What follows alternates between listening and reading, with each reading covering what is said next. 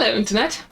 Apparently, it's an unwritten rule of YouTube that if you're getting into games critique, you have to at some point talk about ludonarrative dissonance.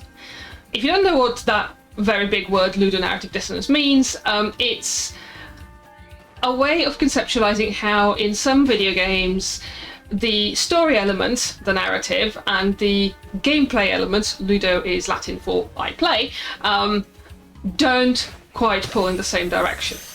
And that can create some interesting effects. Sometimes it can be done deliberately, so a lot of the time it's a sign of a medium that is still effectively in its infancy. It's also not an incontroversial term, as it's been overused, which is why everybody has to talk about it. But I had a major moment of ludonarrative dissonance last night as I was finishing the post-game of Pokemon Legends Arceus, so I thought, well, might as well get it out of the way. Now, having said that, this is a fully spoiled discussion of Pokemon Legends Arceus right up until the very end of the post-game. So if you haven't got that far, you think you want to get that far, you don't want to get spoiled, go watch something else, finish your game, come back. So a little bit of context. Pokemon Legends Arceus is a bit of a departure from the main series Pokemon games in that it is both open world and contains a lot more action-based gameplay than previous Pokemon games have. And honestly, the vast majority of changes that they've made I absolutely love. They have fixed a lot of problems that the main series games have started stagnating into. It's a really enjoyable game. I've spent 100 hours on it and loved pretty much every minute of it. Now, one of the things that the game introduces is, in addition to the normal Pokemon turn-based battles against other trainers with their teams, you also have these boss battles that are literally just you versus a Pokemon, where you have to calm down a frenzied Pokemon by dodging their attacks and throwing bombs at them. So there's several of these throughout the game. I have lost count, but they ultimately culminate in the final boss battle that is against Arceus itself. That battle is really fucking hard. It makes sense, like in terms of gameplay, it makes perfect sense in gameplay progression. It combines lots of elements from previous battles, so you have learned a lot of things. You can read that battle, you can read Arceus's moves, and it comes together as a really nice culmination of all of these skills you've developed in doing these action-based battles.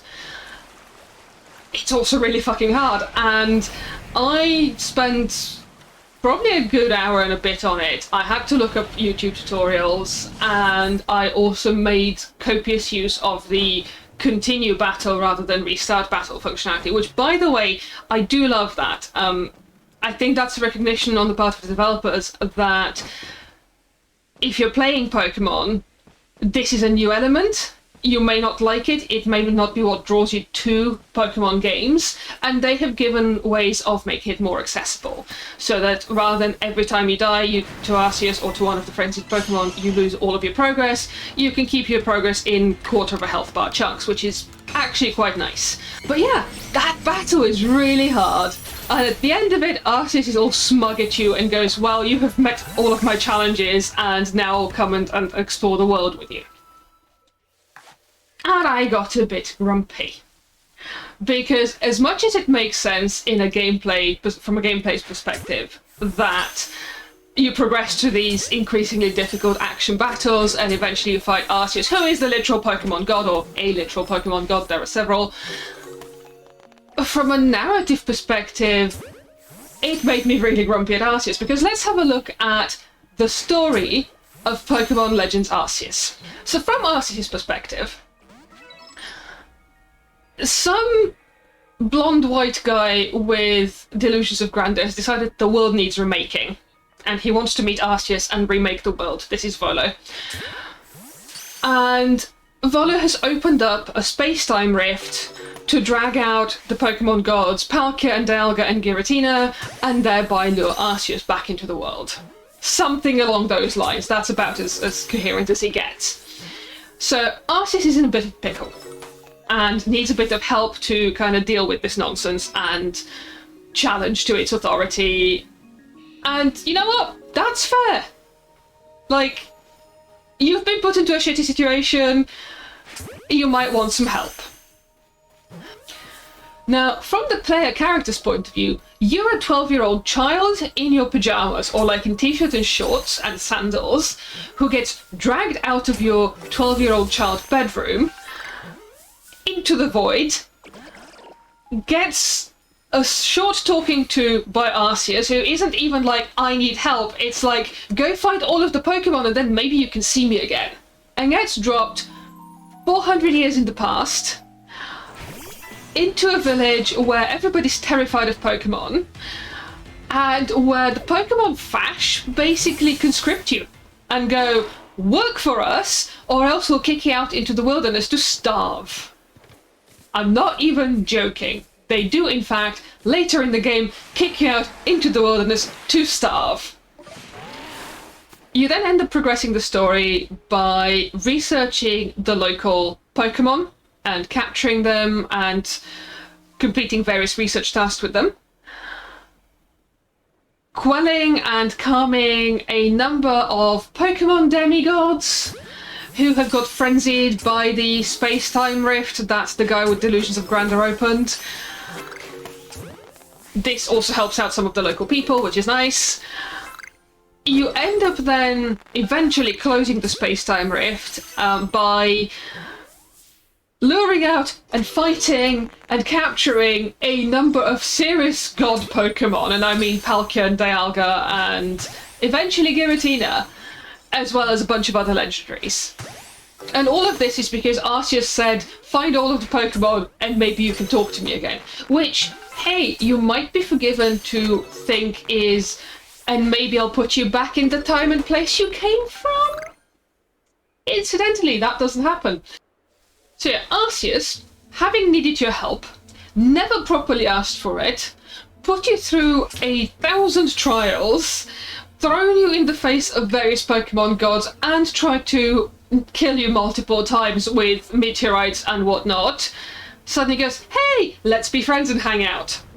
Not even, thank you for your help in closing the space-time rift, little child that I plucked out from their life and dumped 400 years into the past into the Pokemon Fash. And so everything we're told about Arceus, that is this really powerful Pokemon god that's generally quite benign, we kind of assume from the opening scene that this is not going to hurt us. Yes, it's plucked us from our bedroom and dumped us in the past, but it's presumably doing it for good reasons. I don't know.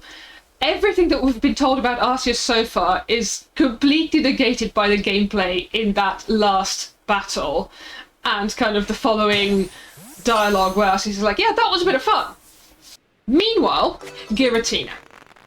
Now, what we get told about Giratina, and this is part of its Pokédex entry and the lore about Giratina throughout the Pokemon franchise, is Giratina is another legendary Pokemon. It is maybe, I think there's reason to believe that Giratina is maybe on Arceus level of godhood. It's normally positioned more at merely Dialga and Palkia level, but Giratina got so destructive that it got banished to the flip side, the reverse, the inverse, the other side of the world. I don't know, one of those words.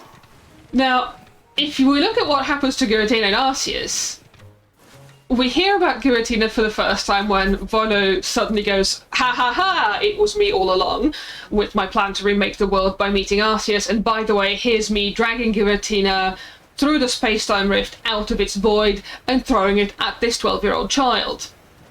And so we have to fight Giratina in both of its forms. Once we defeat it, Giratina kind of flounces off. So we don't get to catch it in our first battle with it, but it's kind of, okay, Giratina's gone, wonder where it's gone.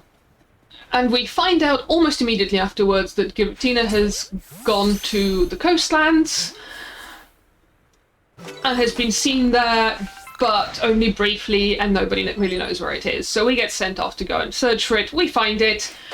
We have a little bit of a battle with it, but honestly, we brought a level 96 Garchomp, and Giratina got eaten.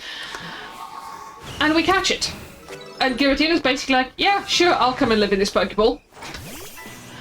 And a little bit later we find out that, in fact, Giratina had decided to protect the Hisui region, which is why it had gone to the coastlands and why it had allowed itself to be captured by the 12-year-old child. Which doesn't quite match the whole narrative of Giratina is so bad and evil and destructive that it had to be banished to the other side of the world, right?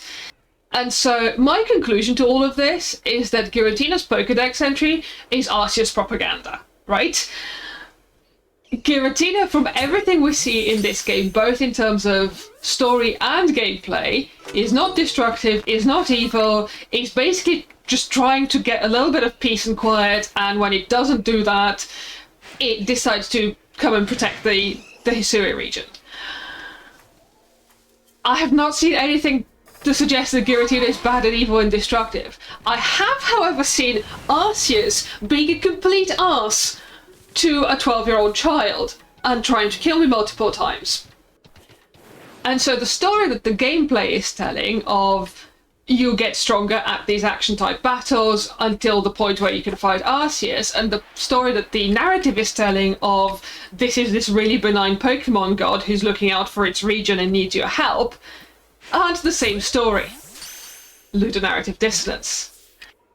And the same goes for Giratina, though that's not entirely a gameplay dissonance, more than just different parts of the narrative don't quite match up. In that the legend of Giratina is big and evil and destructive and had to be banished, but what we see of Giratina is actually, well, yes, it's a Pokemon god, but actually by the standards of Pokemon god is actually quite benign. So what I'm taking away from Pokemon Legends Arceus is that Arceus is an arse, and I for one am Team Giratina.